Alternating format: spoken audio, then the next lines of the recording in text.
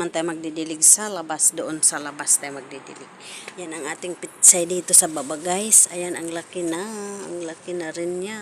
Ayan, may talong tayo, putorsin natin ang talong. Tapos sa labas meron din talong. Magdidilig muna tayo, guys, sa labas. Diligan natin ang ating mais. Ayan ang ating kamatis, dami ng bulaklak. Kasama ito, guys, doon sa taas na tanim ko. Ang lalaki dito kasi malalaki ang tinaniman kong paso. Ito kasi namatay kaya pinalitan ko kaya maliliit pa sila. Pero ito, kung nasa taas hindi ganong kalaki yan kasi yung paso na tinaniman ko maliit. Ayan ang ating kamatis, ang dami. Ayan, guys, magdilig muna tayo sa labas. Ayan, sitaw. Ayan ang ating sigidilya, guys. Ayan, may kamatis din dito. Ayan, punta tayo, guys, sa labas. Magdidilig tayo doon.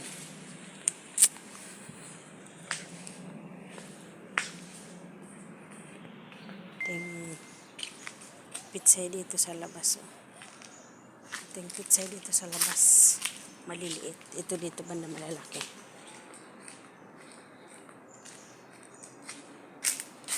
Ayan, guys. Medyo malalaki na dito ang pitsay. Dami natin pitsay, no? Daming bunga, oh. Daming bunga. Ating lemon. Yan ang ating mangga. Ayan. Daming baso. Hindi napunta nagtagawalis. Ayan, guys, ang ating mangga. Marami nang nabuo. Marami nang nabuo. Ayan, ang dami ng bunga. Mababa lang. Mababa lang siya. Ang dami, Ito, barin mango yan. Barin mango ito, guys. Isang puno. Ito naman is uman. Galing sa uman ito. Walang dami. Baba lang, oh. Ayan, guys. Pwede lang maabot. Oh. Ang baba. Dami. Ang dami na. Dami na rin pala dito banda. Alang dami. Masyaallah. Ang dami, guys, ng ating mangga. Ayan kasi umaawas ng ating dito tubig. Wow! Laking bulaklak. Masyaallah. Sana okay na yung bunga. Okay na sana, guys. Kasi inisprayan ko ito. Ayun. Inisprayan ko yan, kasi yung bunga niya na yung bunga niya kasi alam, malaki ng bulaklak, guys. Oh. Ayan. Malaking bulaklak. Malaking bulaklak. Ayan, diba? Ang lakas ng tubig doon. Ayan natin dito. Ayan, daming bulaklak. Ang tubig doon na pa. Ayan, daming bulaklak na, guys. Ayan. Sana mabuo na yung bunga nito. Nasisira kasi yung bunga. At ang ating maliliit na may bulaklak na rin siya. Oh, diba? Magdingding na tayo mamaya. Talong! Ay, bala. Tama naman. Ayan. Pitas muna tayo, guys. Aray ko, bulaklak. Oh, masyaallah. Laki-laki ng kamatis, guys. Oh. Laki ng kamatis.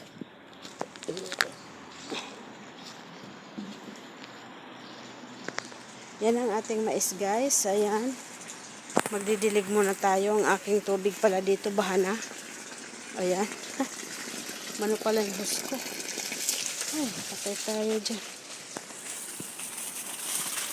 Nabahan ng ating hose. Yan ang ating gabi, guys, doon. Dilig muna tayo.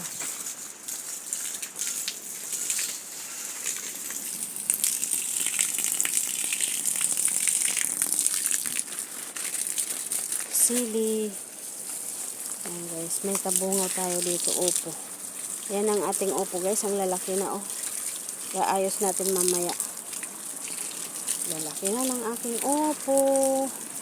Sana makapag-harvest tayo. Ayan. Ating malunggay. Ayan, sigidilya ko guys. Oh, ayusin natin. Oh, nagbaba. Pinakalatkat ko, bumaba na. Yan, may kamatis rin tayo dito guys. Sa gilid, sa gitna ng sa gitna ng jarger. Ayan, oh, kamatis. Pinagitna-gitna ko lang yan guys. Galing sa taas din ito guys. Kasama ng kamatis doon sa ano. Ay, wawa naman ang aking upo. Taga na. Daganan pala. Ayan, may pitsay tayo dito isa. Kalabasa yan guys na malalaki. Iwan ko kung mabuhay. Ayan, malaki na siya. Laki ng kamatis natin. Ayan, marami palang jar-jar. Mamaya nga makapagkuha. Marami naman palang jar-jar pwedeng makuha eh. Oh. Mamaya magkukuha tayo guys ng jar-jar para mamayang tanghali. Ay, gabi. Putor. Mayang putor nila. Wala pa naman, hindi pa naman nabuo yung ano, bunga ng kalamunggay tuloy. Malunggay ko. Pag ano, kakatingan ko na yan. Yan ang ating kalabasa guys, na maliliit na kalabasa. Sana mapabuhay ko. Ayan, nabubuhay naman na sila. Anong kulit yan ng lupa. Tapos ko lang ng ano, matapos lang ang maasikaso na natin yan. Ayan. Ito is prangkwen ulit. Dumami na yung sanga, oh. Nilagyan ko ng fertilizer kasi namamatay na. Nilagyan ko ng fertilizer. Yan, didilig muna tayo guys kasi pag hindi natin madiligan hanggang mamayang hapon lanta. Ayan. Sa hapon kasi wala tayong oras na magdilig. Ay, may halaman doon, sayang. Ilipat ko sana sa paso. Lagay ko sa loob. Yan na guys, ang ating mais. Malapit na tayo mag-harvest. Pero hindi pa mag-harvest. Kaya magwala pang bunga. Pero malapit na siya magbunga. Ayan. Dilig-dilig time. Ayan.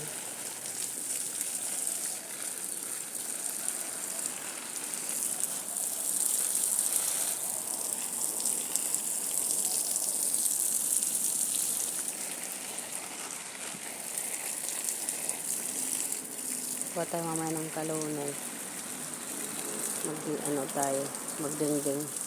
Magdingding ako guys mamaya. Magkuha tayo ng konting talbos ng kamote. Ayan dyan, may talbos ng kamote dyan. Kuha tayo ng konti. Tapos talong. Talong. Tapos meron dyan akong nakitang mga kalunay. Ano ba tawag dyan sa, ano ba Tagalog sa kalunay? Ilocano yun kalunay eh.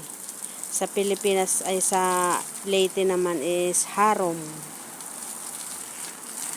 Sa Ilocano is kalunay. Sa Tagalog is kuliti. Kulitis. Kulitis pala, hindi kuliti. Yung kuliti pala, yung ano pala yun. Yung bunga at ng mata. Ayan guys, ang ating ano. Nervous ko tapos hindi ko naman nakuha o namatay lang. Diyan lang siya. Ayan, na may magtitingin tayo.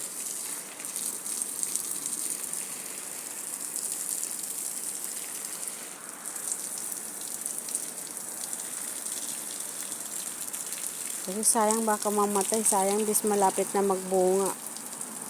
Pag hindi madiligan ako. Tapos mamayang hapon hindi pupunta yung gardener, bukas pa ng hapon, kaya bukas ng umaga didiligan ko na lang din. Ayan. Talong, ang ating talong. Yan na talong guys, kasama niyan doon sa taas. Marami, wala naman akong pagtaniman na paso na sa taas, kaya itinanim ko dito sa baba. Ayan. At least nagbubunga na rin siya. May hina-harvest tayo sa taas, may hina-harvest sa baba, ganon. Ganon. Diligan na natin ng ating loss. Mamaya magkukuha tayo guys ng jar. Kaya ayusin natin, wag tayo ng talbos ng kamuti. Ayusin natin ito. Taniman ko dyan ng sili papunta doon. Sili na galing ng Pinas. Ayan guys. Punta tayo dito banda.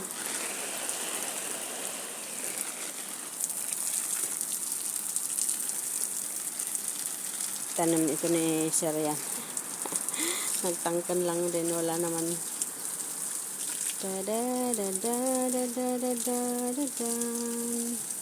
Ayan ang ating gabi. Sana mapadami ko yan. Sisipagan ko lang na sipagan ko magdilig. Kasi yan, kailangan talaga yan ng tubig. Kasi kahit sa kanal nga yan, banda sa may mga kanal na agusan ng tubig, pwede yan itanim. Kaya kailangan talaga yan ng tubig siya. Yung gardener kasi, may gardener guys kami. Pero yung mga tanim niya wala. Kasi namamatay kasi yung dilig niya, basa-basa lang, wisik-wisik lang ang dilig kasi noon eh. Kaya hindi umaano yung mga tanim. May naroon din na harvest kasi yung oasis jar dyan, sa kanya naman yan tanim. Nadatnan ko na tanim niya.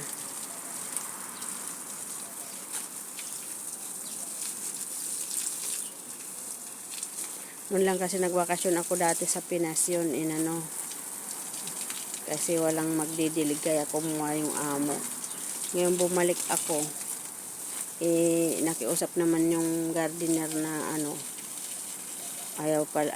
ayaw niyang gusto niya para magtrabaho siya pa daw na income. Kaya yun, pinagbigyan na lang ng amo. Dilig-dilig lang halos ang ginagawa, tapos wisik-wisik pati. Kaya kung minsan nainis rin ako dyan kasi minsan yung tanim ko pag nagtaano siya ng hose, nadadaganan ang aking mga tanim. Ay nako. Yan ang ating kamuti, wisik-wisikan din natin kasi hindi winiwisik-wisik ng gardener, ng taga-dilig. Kaya ayan ang ating tubo. May bulaklak na siya, oh. Mashallah.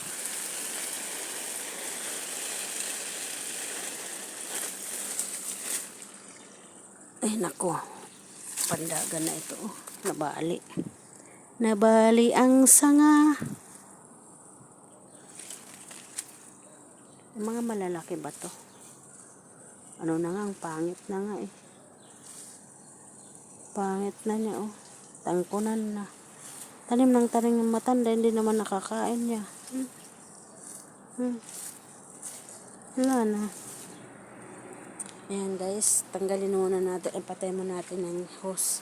Ayan guys, bye bye muna. See you next vlog guys. Maraming salamat sa support. Bye bye.